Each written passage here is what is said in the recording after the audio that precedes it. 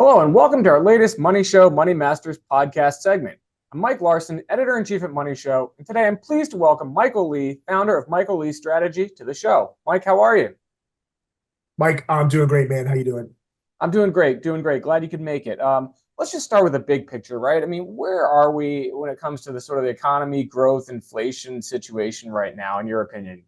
So I think the economy. I don't think the economy is necessarily good, but I don't. I think it's being advertised as something that it's not, and like we saw with housing data today. I know this is not going to air on the day, but it gets revised lower, just like a lot of the employment data. It's reported as one thing and later revised lower. That being said, we're not going into a recession anytime soon. I think inflation's probably sticky north of where the Fed's target is, but it's not reaccelerating in a violent fashion. Okay. As we're recording, we've just gotten some news kind of on the inflation growth front, maybe picking up a little bit more. Like you said, some of the numbers earlier this year haven't really given the Fed a lot of comfort. So how do you think the Fed handles that kind of data?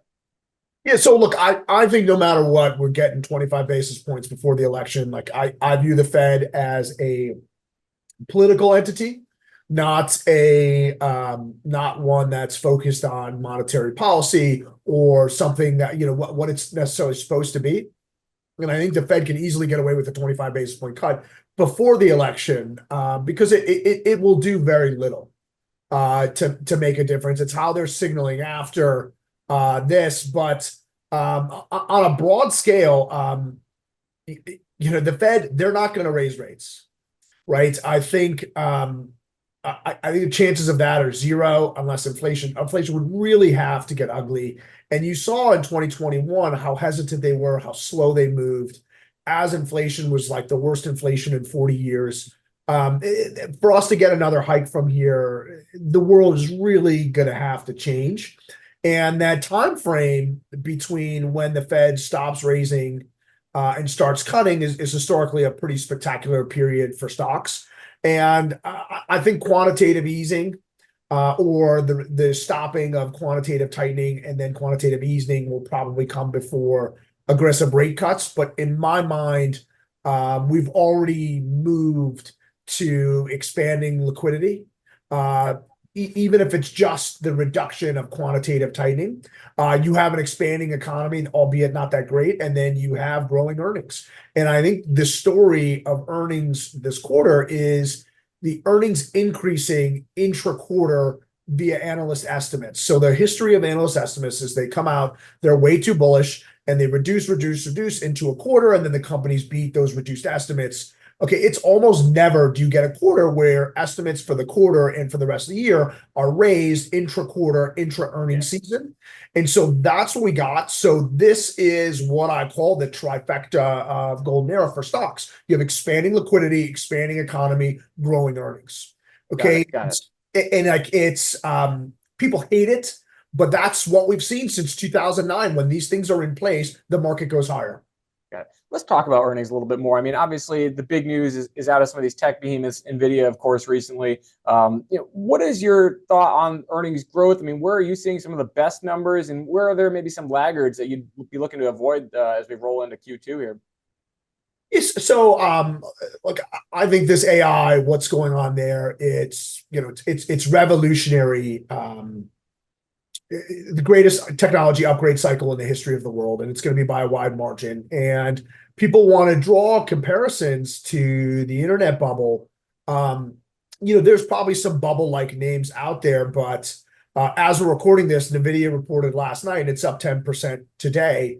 I'll tell you right now, Nvidia is still undervalued, in my opinion, by about 25% from where it should be today. The street expects Nvidia's growth to kind of flatline, right? That they're going to stay at this level, and then this hockey stick that they're experiencing to just end. I don't buy it. I'm sure it'll level off, and I'm sure at some point, what you're seeing with Nvidia, they'll start to see declines because there's a lot of one-time events happening. But I think that's a lot further in the future. And then what you're seeing in Nvidia's earnings, okay, you also see that in Google, in Amazon, in Microsoft, because a new generation of computing power is now available that wasn't available 18 months ago. Okay, and so you have an arms race again with the most with every single major company in the world. Everybody that wants to go ahead and run a data center, run computers, wants to keep up with their competitors, is going to need a Nvidia or Nvidia-like chip. It's not just for artificial intelligence. So that is what's driving the earnings growth. Okay, those are the biggest names across the S&P 500. And so again, it's hard to overstate how significant Amazon, Google, Microsoft's earnings were in that they're extremely aggressive estimates for their cloud computing, of which they all beat handedly. And then the estimates going on for the rest of the year, which are extremely aggressive, so they beat and raised. We just got the same thing from Nvidia. Like companies of this size and the scale, this has never happened before. And so we are seeing a broadening out of stocks and everything's hitting new highs. And most people want to say, well, like, I want to buy things cheap. Like, I don't know about you, Mike, if it's not on sale, it's typically not for me. But when stocks hit new highs, that typically means new highs are on the way. So I very much favor this Magnificent Seven trade from a risk reward standpoint, even though we're seeing a much broadening of the rally. And then, on the heels of that, you have utilities, because the United States is looking at the first kind of energy consumption growth in a very, very long time. Yeah. And then just if you look at history, when your energy consumption is growing, that just spells out awesome things for your overall economy to come. How our grid is going to handle that is another discussion with the EPA and what they want to do to our grid, and solar, which at best provides 30% of what fossil fuels do. But look, these are good signs to come. And then you hear like the CEO Alex Karp of Palantir saying Europe is not they're not investing in this. Okay, this is a U.S. thing where the U.S. is miles ahead, and we're the ones dumping money into it. Yeah, I'm sure there's probably some risks to AI, like vis-a-vis Terminator 2, but I don't know that we're there yet. So look, I like my biggest positions in my model ETF portfolio are XLC, the communication sector. Okay, I still think Google's cheap. I think Facebook getting destroyed last quarter because they're investing in 40 billion in AI is just quite possibly one of the stupidest things I've ever seen Wall Street do. Okay, it's because they wasted so much money in the metaverse. But the metaverse is like a nerd utopia with no core value to the rest of their business, where what is AI as we know it now? It's the repackaging of data, okay, and taking that data and monetizing it, for the purpose of advertising. So that's what AI does. That's what Facebook does. So for Facebook to invest this heavily in AI makes it like peanut butter and jelly, or like chocolate chips and cookies. Like, they make perfect sense. So I'd imagine their return on that investment will be spectacular. They're further going to cement their lead in this online advertising race with higher targeted ads. Pretty spectacular stuff going on with them. So I favor that trade, even though the market rally is broadening out. But I think from a risk, like whatever happens to the economy, whatever happens elsewhere, I'm confident basically this Mag 7, maybe not so much Tesla, but everybody else, or a Netflix, but everybody else is just really ringing the register as far as the eye can see. Great stuff there. I am a little hungry at you talking about chocolate chips and cookies and so on, but in any event, what about, so we talked about tech, we've covered that. You talked about XLC, some other sector groups, and even utilities there, which obviously historically is a defensive sector, but now it can almost be like a growth play. What are your thoughts on commodities? I mean, that's been a big part of the market lately. A lot of people have talked about copper, gold, silver, and that kind of thing. I was wondering if you had any thoughts there. Yeah, so first of all, oil. Look, I think it's the opposite of what you think, in that, Trump would be a more fossil fuel friendly president than Joe Biden. But because of that, I'm nervous to get long energy or to get long oil. And I think if Trump wins, you could see $40 to $45 barrels of oil, which the stocks will reflect that. Yeah. In terms of gold, we're creating a new $1 trillion of debt every 100 days. And then gold had some important technical barriers to break through in like the 2100, 2200 mark. We're past there.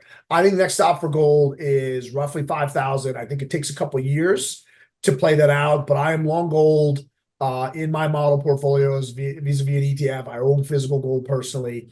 And then, silver looks like it's breaking out. I've been, if you want to play with silver, that's up to you. I've been fooled by it too many times. I don't trade copper. What I am enthusiastic about, though, is Bitcoin for the same reasons as gold, because a new $1 trillion worth of debt every 100 days. And at every turn, our Treasury Department, our Federal Reserve, our Congress does everything they can to delegitimize the dollar and just continue printing money. And now with Ethereum looking like it's going to get approved in an ETF, you have Bitcoin involved in the ETF. And it's, the Bitcoin ETF is not even available for advisors to solicit at some of the larger wirehouses.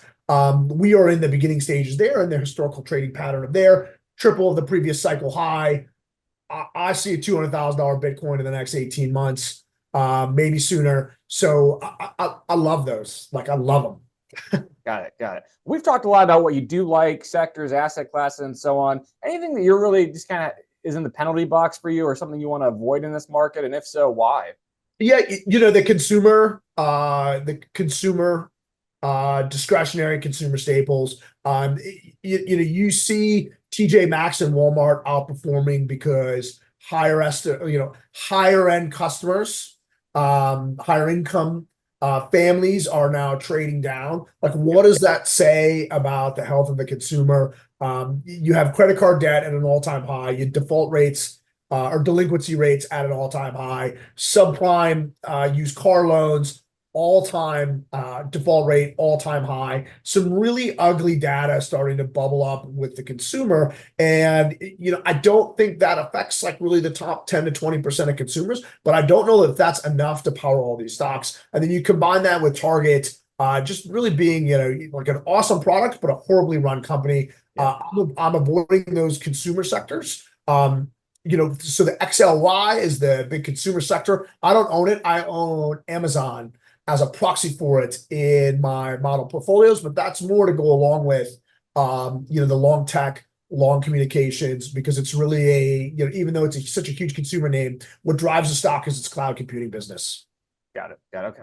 Mike, in the time we have left, you're going to be obviously joining us at the Money Show Master Symposium in Las Vegas this August. You're going to be doing a couple things with Luke Lloyd there, talking about the intersection of politics and economics. Any sneak peek you want to give, sort of how this election situation has to factor into an investor's viewpoint and sort of the tactics they use? Yeah, absolutely. I don't want to give away too much, but like a lot of what's being talked about in the media as to the similarities between what you'll get from Trump and from Biden are just false.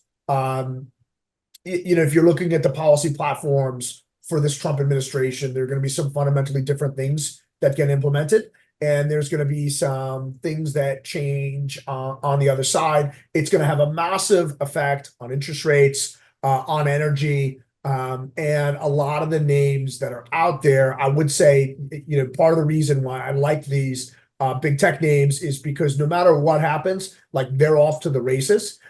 So there's a little spoiler for you there. But how these other things start to play out, and they will make massive differences. That's we're going to have to see you in Vegas for that one. And I'll just remind everybody that was there in Orlando last fall that I was talking about Nvidia at 400 or 500, and now we're at 1,000.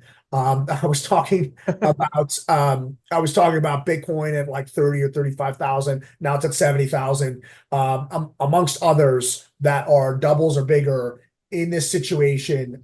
So I'm telling you, if you're on the fence, the presentation and the ideas I have, in just that was just October, so I guess we're 7 months now, but a lot of doubles in there, if not more. So I will have some enthusiastic, great ideas for everybody who makes a trip. That's great stuff there. Nvidia technically is going to get back to $100, but only because it's splitting 10 for 1, right? Yes.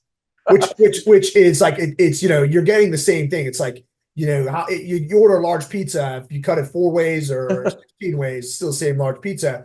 But it's from someone who eats a lot of pizza, I feel a lot better about eating the little slices. Just the same way investors like buying $100 stocks than they like buying $1,000 stocks. Got it. Well, Mike, thank you so much for your insights again today. Viewers, if you want to learn more, again, you got sort of a heads up about what Mike's going to be talking about at the Money Show Masters Symposium that's in Las Vegas at the Paris from August 1st to 3rd. And again, if you like this video, like the insights you're getting here, be sure to subscribe to the channel and you'll get updates when we have new ones. Mike, thanks so much for your time, and I will see you in Las Vegas soon. Awesome, Mike. Thank you very much.